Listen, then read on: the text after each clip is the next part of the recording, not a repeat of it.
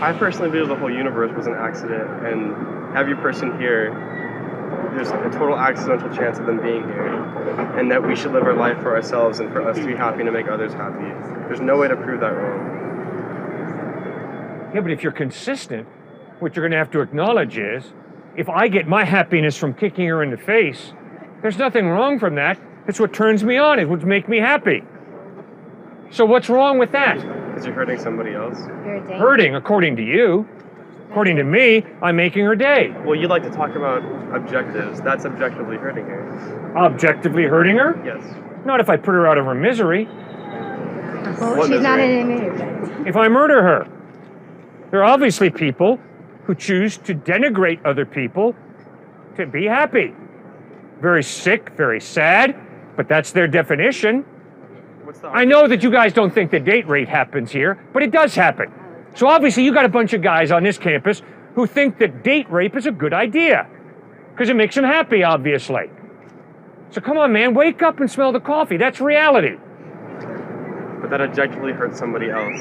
Yeah, but it makes them happy, and that's why they do it, isn't it? See, most people actually get pain out of delivering pain to other people. That's because altruism is like required in our genes. Yes. And that's why date rape is escalating on campuses around the United States. Some people do that, but most people wouldn't be able to do that. And the reason a guy date rapes a woman is because it's so painful.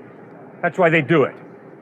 Because date rape really makes them unhappy, so that's why they do it, right? No, Come on, start thinking, guys. Some people do these things because it makes them happy. Yeah, that's right. It makes them real happy. But for most people, the pain that they would have to go through, the suffering of having to do that to someone else is more powerful than any motivation they would have to do something like that. That's why we don't murder. It's not because God tells us that we shouldn't murder. It's because we don't think that's right. Yeah. Because that's within our genes, not because... No, you have a conscience. Not because of love. It's not your chemical makeup. It's your conscience. And your conscience ties you into intangible values that you cannot see, you cannot put into a test tube, you cannot quantify in a lab. And you experience something called love that you cannot x-ray in the human heart, and you can't take a blood test to find out love, where it is. It's an intangible value that you experience, that I experience. And it should tell you that there is more to life than just chemicals. There's this non-chemical value called love. You can't x-ray it, and it doesn't show up in a blood test. But it's a human ability that is real. Okay, so what love shows us is there's more to reality than just matter and energy. There's got to be more, because you experience love. Every single atheist, every single agnostic, Hindu, Jew, Buddhist, Muslim, Christian experiences love. And that experience of love should tell you, by gollies, there's got to be some type of God who creates me with this innate ability to genuinely love. It's that simple, guys. No, you said that love isn't quantifiable in any sort of way. It can't be measured. I think I would argue the opposite. I think altruistic values can definitely be measured. Show me a foot of love. A foot of love? No, I can show you the genes for love if I was, if I was educated enough to do that. But there are people that can do that. There are the neurotransmitters that are correlated that with release of oxytocin or serotonin. Sure, I could show you those things under a microscope. Or I could show you the genes that we know confer altruistic values. Then if you really believe that, when she looks you in the face and says, I love you, why don't you look her back in the face and say... It's a chemical reaction. It's a chemical reaction? Exactly. Good luck. Have a good life. It doesn't matter that you can't say that to someone in a social setting. Instead, we got to play a game. We can't deal with reality that when you say you love me, we're just talking about chemical reactions. Instead, we got to play a game. And that game is, oh, you really do love me, bud. But no, I realize, no, you don't love me. It's just a chemical thing you're going through. No, that actually really is a thing for girls during their menstrual cycle. That actually is. We feel our emotions are whole jacked up, and during that side, we can either hate you 1 week and won't even want to see your face, and then the next week we love you. Perfect example. Did you hear what you said? You said, I feel this way. My emotions are going this way, but we know. Who's the we, ma'am? See, the we is you with a free will who is evaluating yourself and realizing, oopsie daisy, my chemicals, my hormones are going nuts. I'm saying it's a generalization. I'm saying that it can be taken. Love is a generalization? Yes. What does that mean? It's a generalization of a variety of, like chemical reactions, hormonal reactions. Fine. Neurotoxins. Slam. That's an example of my love for him. If you did that, slam. That's love. Is that love? That is technically. That's how you teach Technically, your that's children. love? That's tough No, love. that's Like not you what don't I'm slap them in saying. the That's face. tough but love. You whoop their ass. I mean, Tough that's love. why kids act like they do today because they don't get ass whooped. Like honestly. Like, that's why they I got act the way spanked they way do. more than all my brothers when I was little. That was a level of tough love that I did not enjoy. I know you didn't enjoy it, but you're a better person for it. You do things now based on that. I would because you say know the this average is right and American wrong. would strongly disagree with you. I would agree with you, actually. But most Americans would say spanking is hitting. And they would even go to the point of saying it's a level of assault, physical assault. And DCF would be called very quickly. If you're going to go in this direction, if you're seriously going to go here, because again, that can be part of love. The biological drive, the neurons, the dopamine, part of your amygdala, part of your hippocampus, part of the oxytocin cuddle chemical. Sure, it's all part of it. But if you're going to go in that route, down that route, then you have to say even your ability to reason is all neurochemical, is all neurons. Well, why don't you doubt your ability to reason then? Or why are we even really having a discussion on truth? We can't get at truth. We have to fully doubt in every way our ability to even comprehend or speak truth. So it's a completely self-defeating argument. And again, atheists would agree on this one. They call this one a tremendous, it's so ambiguous to them. So for you to be so certain about it, I'm a little flummoxed over it. No, I'm not certain. What I'm saying is that we can explain to a great extent why we behave in certain ways because of neurotransmitters and hormones. Obviously, we don't understand those things completely. Big piece of our body, sure. Yes, but is it possible that there will be a time in the future where we can completely quantify and predict people's behaviors based on those things? Sure, maybe.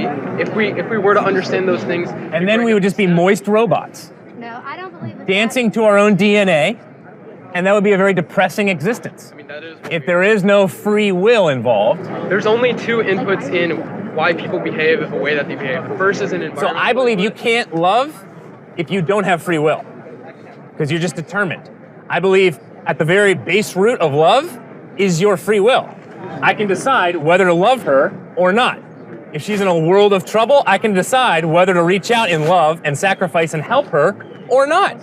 It's a big difference in our culture today between self-assertion, my own self-esteem, self-confidence, working just for myself here at University of Texas, or actually helping somebody else through self-sacrifice. Even at my own best interests, they are being sacrificed. See, because if you go down the road you're going right now, it's a dangerous road. It really is, because you're going to define love simply based off of feelings and neurochemicals, then ultimately, what is your impetus to truly help somebody out who's a different race from you? Who's even your enemy?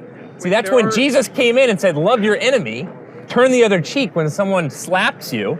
That was a radical difference. That's what helped change the Roman Empire back in that day and age, and that's what brought about altruism as well, which is what you're getting at, and you keep going from a biological state, The idea of helping and that someone just is doesn't make not- any sense. No, the idea of helping someone isn't like some radical idea that Jesus came up with. People helped each other before that. Sure, And the we're reason created in why- God's image. No, I it's agree. Because the reason But why- again, what is motivating you? So you're not, I'm not Because help disagreeing is with that. reciprocated. What is motivating you, your altruistic behavior, to reach out and actually help your enemy? Or help somebody who's in a totally different gene pool? To help somebody who you believe should be euthanized? To help somebody who maybe is not even fully conscious? Okay, let's look at this in terms of evolution. All right, this is going to come to a close, okay? This is your last time, and we're going to go on to somebody else. No, of course. Yeah. Last time, okay, go. Okay, so let's go back to like before altruism was something that we could reliably depend on within the human community. Okay, we have some degree of genetic biodiversity. Some people are more altruistic than others, just because of chance variation in genes. Okay, the people that are more altruistic survive because they help people, and those people help them back. Right, so they're more likely to survive. They have a higher chance of survival. So as we go forward thousands of years, altruism is more and more common in humans. And we help people even if they may not be able to necessarily help us back because the genes just tell us to do it. We're not deciding to be altruistic on every single case-by-case basis. Sure, I agree with Altruism is of value because overall being altruistic improves our survival. So we take it on face value and we are altruistic. Here's why in an evolutionary psychologist would disagree with you. Sure. We survived because of a group mentality, almost a herd instinct. as we were evolving, if someone were to step out of your group to help somebody in another group, that would ultimately be selfish and rendering your group in such a way where you become very vulnerable. So your altruism is actually really hurting your own group, and in no way is it somehow, are you helping your own gene pool in that way? You're being selfish and harming your group. That's why an evolutionary psychologist would totally disagree with that type of thinking. Altruism did not help preserve the gene pool. It did not help you personally. This is why the this is why the cerebral cortex has developed along with the amygdala as well to expand this group. So through what you call as compassion, through what you call as love, I accept that there could be a love that is beyond biological needs, but what you're referring to seems more of a cerebral cortex development, a development that allows you to expand beyond your group. I want to go further with him if that's okay. So this is possible without positing a type of love that you're talking about in a religious type of. I'm a Hindu theologian, by the way. I'm also working with Christianity as well. So I don't accept the fundamental premise that there has to be purpose, there has to be meaning. And you're working off of this premise. No, we're not. So it That's seems false. like it. Well, then let me clarify. Let's do it. I am convinced that every single one of us here attaches purpose to our lives. Right. We have this innate drive to understand purpose. Absolutely. So then the question is there really a purpose to our lives, or are our lives just accidents? Yes. So how do you answer that? So absolutely. There is excessive amounts of literature in psychological and social psychological literature called narrative formation. I'm sure you're familiar with this. Every human being, when faced with a challenge or a really, really traumatic situation, tries to make meaning from their life. And it is from this frustration that the human being seeks further things. So now that doesn't mean there's nothing out there, but from this seeking, the human beings are often doing it out of fear. Okay, I totally disagree, and many psychologists would disagree with you because of Man's Search for Meaning, Viktor Frankl. Yes. Have you read it? Yes. Okay, And so Emmons, the majority of people did not want to make up their own meaning. There were either those who bought into a type of denial, which was, we're going to be saved tomorrow, and that's what kept them alive. Absolutely. But even that group died off pretty quickly in the prisoner of war camps. The ones who survived, Viktor Frankl says, are those who made the meaning in their lives connected to God and the transcendent realm. Absolutely. Versus those who became tremendously selfish and even were willing to turn over certain inmates to the Nazis if they stole rations, for example. Absolutely. So again, I disagree with you. Not everybody, when they're in their own level of prisoner of war camp, if you're in a depression or dying of cancer or your mom's dying, that's our own type of mini prisoner of war camp. Not everyone's going to try and stress meaning, want meaning. Many people are just going to want to die or become selfish or mean. So I don't understand where you're going there. Because they can't create meaning in that situation. So what's your bottom line point? My bottom line is that, so I accept your premise that there can be a love that's out there, but I don't think it has to do with the religious, Jesus Christ, specifically Christian type of love. There can be a love that transcends all biological, all religious affiliation. What is it then? What Hindus call it is Brahman. They call it as Brahman. I don't speak that language. Please tell me in English what it is. Well, he's trying to let him that talk. makes Sanskrit. I don't need to translate it for you, but okay, in Christianity, to be the love of God, what Augustine, Eckhart, and everyone taps into, a mystical force. So we don't have to go by a dogmatic. But see, the crazy part is I'm fully 110% agreeing with you. Yeah. So I think you're misunderstanding what I'm saying. I'm not saying that's any evidence for the Christian faith. Okay. We agree, you're Hindu, I'm Christian. We agree because we can attach it to an understanding of God. Right. The atheist has a very tough time connecting. So your debate is against the atheist, not the Christian. Because I'm simply claiming from a transcendent realm, connecting it to God, just like you are. No, I agree. And just one more thing. Yeah. I agree. And no, but I really think you guys, with respect, need to separate psychological mechanisms of finding meaning and saying that there is a God because I found meaning. These are separate things. So that's not what we're saying. Okay, we're saying the innate drive for meaning points us to the fact that there's got to be some type of God who created us for a purpose. Okay, well, I respect that, and I disagree, but okay. All right, we disagree. Yeah. Fair enough. Thank you. Thank you. Have a good day. Someone else have an issue. Yes, ma'am.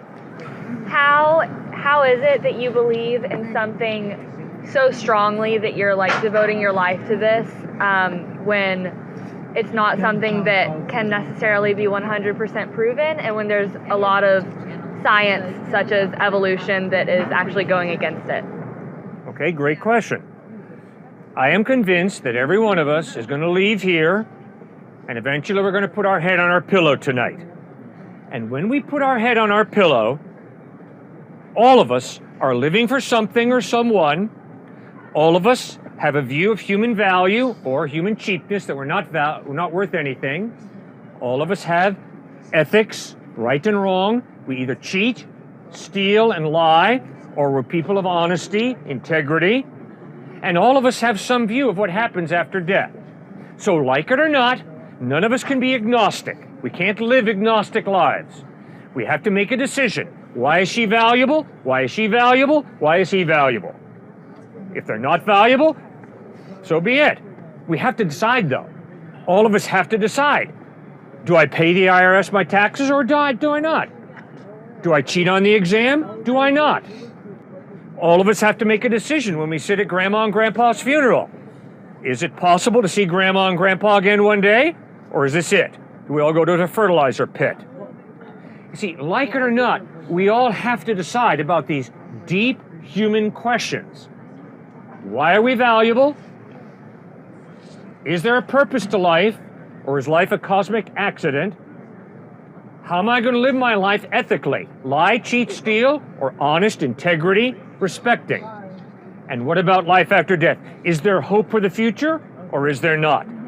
So like it or not, you all believe something.